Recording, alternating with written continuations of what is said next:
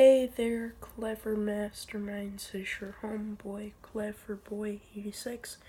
This is my review for The Walking Dead Season 3. So for those of you who don't know, I'm reviewing The Walking Dead Seasons 1 through 7, leading up to The Walking Dead Season 8 premiere on October 22nd. I did my review for Season 2 last night, and then I did my review for Season 1 the day before. Anyways, this is my review for The Walking Dead Season 3. So, at the beginning of Season 3, we see Rick and Daryl stumble across the prison, and they had to find a place to stay because Lori was at the end of her pregnancy, so they had to find a place to stay. So, Rick and Daryl stumble across the prison, and we get a pretty cool sequence of everyone killing the walkers that are surrounding the prison, and they also have to clear some of the sections out so they can live in the prison. And I remember Herschel gets bitten on the leg by a walker, and Rick has to chop off his leg. So yeah, that was a pretty great scene. But yeah, it was pretty disgusting. But yeah, anyways, so then we also catch up with Andrea and Michonne. And this is kind of the first time we meet Michonne, because we saw her in the Season 2 finale, but we didn't see her face. So the Season 3 premiere is like the first time we really get to meet her. And she has two zombies chained up, and she cut off their upper jaw and both of their arms so they couldn't hurt her. And she carries around a katana, which is pretty cool. And she's with Andrea, and I think Andrea was sick. And of course, they run into Merle, and it was pretty cool to see Merle in the show again because we hadn't seen him since Season 1. Well, actually, we saw him in Season 2, but it was part of Daryl's hallucination. But it was really cool to see Merle in the show again. Andrea and Michonne arrive at Woodbury. Woodbury is an idyllic community run by the governor, and everything just seems so perfect.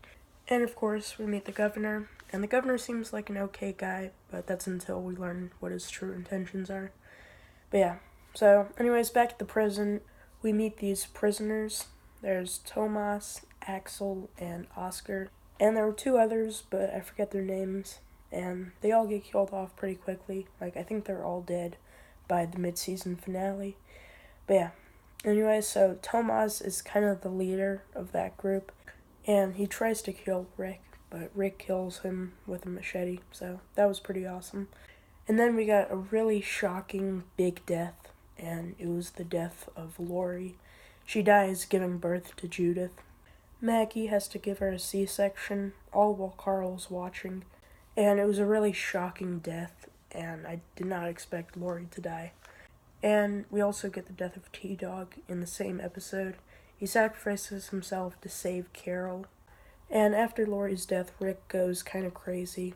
Like, he sees Lori's ghost, and he hallucinates getting a phone call from Lori, and yeah, so he goes kind of crazy for a little bit. Also, I forgot to mention, Carl is the one who puts Lori down before she can turn into a walker. And that was definitely a heartbreaking scene, and I think that was a major turning point for Carl. But anyways, back at Woodbury, Andrea hooks up with the governor, and Michonne doesn't trust the governor, so she leaves Woodbury. We see Glenn and Maggie go on a supply run to get baby formula for Judith, and they get kidnapped by Merle, and they get taken back to Woodbury. And Michonne sees this, and she hears the location of the prison, so she goes to the prison to tell Rick that Glenn and Maggie have been kidnapped. So Rick, Daryl, Michonne, and a couple of the prisoners go to Woodbury to rescue Glenn and Maggie. And there's this fight that goes down at Woodbury, and Michonne sneaks into the governor's house, and she finds all the fish tanks with the zombie heads, and then she finds the governor's daughter, and it turns out she's a walker. So the governor's been keeping his zombie daughter chained up in his house, which is pretty creepy. Anyway, so the governor comes in, and he begs her not to kill his zombie daughter, but Michonne kills her, and this leads to a fight between Michonne and the governor, and Michonne stabs the governor in the eye with a shard of glass, so that was pretty awesome. So they rescue Glenn and Maggie, but Daryl gets taken, and the governor's gonna make Daryl and Merle fight to the death. So Rick and everyone else rescue Daryl, and then they all go back to the prison, and then I think Daryl and Merle go off on their own. And yeah, so Daryl and Merle go off on their own, but then they get into a fight, and Daryl ends up going back to the prison, and Merle goes back with him. Also, I forgot to mention, when Glenn and Maggie were at Woodbury, Merle beat the shit out of Glenn, and the governor raped Maggie, so yeah, I forgot to mention that. So they all go back to the prison, and we're introduced to Tyrese and Sasha. And then we have my favorite episode of Season 3, which is episode 12, Clear. And in that episode, Rick, Michonne, and Carl go to this police. And when we see Morgan, he's kind of crazy, and he tries to kill Rick because he doesn't recognize who he is. And he keeps saying, I have to clear. And we find out that Morgan's son, Dwayne, died. And yeah, so it was really crazy to see Morgan in that kind of state. But it was really cool to see Morgan again because we hadn't seen him since the pilot episode. So the governor and Rick have a meeting, and basically the governor wants to make a deal with Rick. And what he's proposing is that Rick hands over Michonne, and the governor will leave them alone. And Rick is about to give up Michonne, but then he decides not to. And then we saw the death of Merle, which was a really sad scene, because in the end Merle had redeemed himself. He died fighting for Rick's group. He goes out on a suicide mission to kill the governor. Merle and the governor get into a fight, and the governor ends up killing Merle. Daryl goes out looking for Merle, and he finds Merle as a walker, and he's eating one of the governor's dead soldiers. And Daryl kills Merle, and he just stabs him over and over again, just letting his anger out. And it was a really emotional moment to see Daryl break down like that.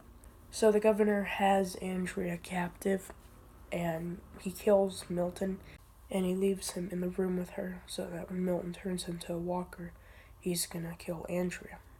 So the governor and his men attack the prison, but no one's there.